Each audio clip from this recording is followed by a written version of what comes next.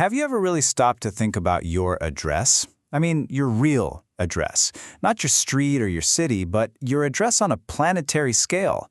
Well, today that's exactly what we're going to figure out, right? It's a big question. If you had to mail a letter to someone on Earth from, say, Mars, what would you even write on the envelope?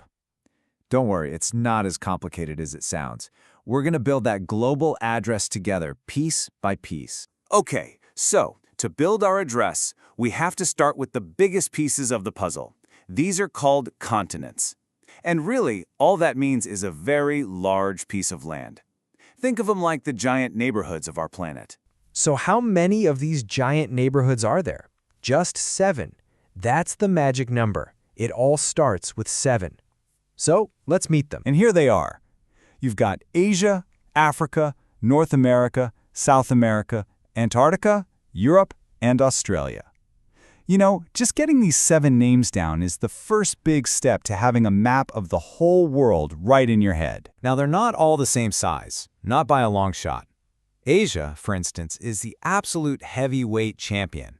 It is the largest continent on Earth, both in how much land it has and how many people live there. It's huge. And then you go from the biggest to, well, the most extreme.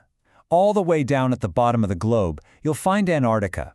It's the coldest, most frozen place on the entire planet. So you've got the giant, and you've got the icebox, 2 great reference points for our mental map. You know, you'll often hear people talk about the Old World versus the New World. It's a pretty simple grouping. The Old World is just what they call Africa, Europe, and Asia, parts of the world that were known and mapped for thousands of years. The New World, on the other hand, that's North and South America, which were mapped much more recently in human history. So, we've got our giant neighborhoods, the continents. But they aren't all touching, right?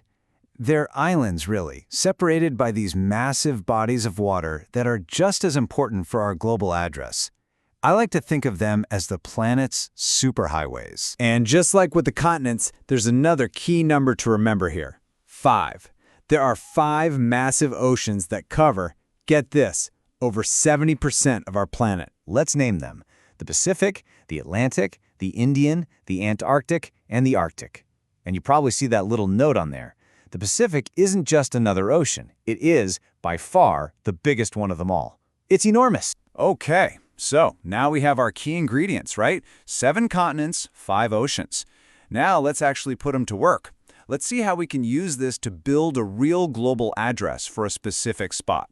All right, let's do a quick case study. Let's find the United States. If we're starting its global address, the very first line is simple. It's on the continent of North America. And look at how this all just clicks together. Its home continent? North America. Who are its neighbors? Well, Canada's up north, Mexico is down south. And what's framing it? You've got the Atlantic Ocean on the east coast and the giant Pacific Ocean on the west. And that's it. That's a pretty complete global address using our new framework. See how that worked? So we just walked through an example together, but the real fun, the real discovery starts now. We're basically handing the map over to you. It is your turn to go exploring. So here it is. Here's the challenge for you. Using everything we've just talked about, the continents, the oceans, the neighboring countries, can you build the global address for where you live? Can you find your country on the map? And we'll just leave you with that question.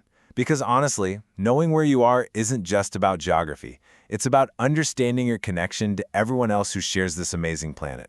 It's really the first step to seeing the world and your own place in it in a whole new way. Thanks for exploring with us.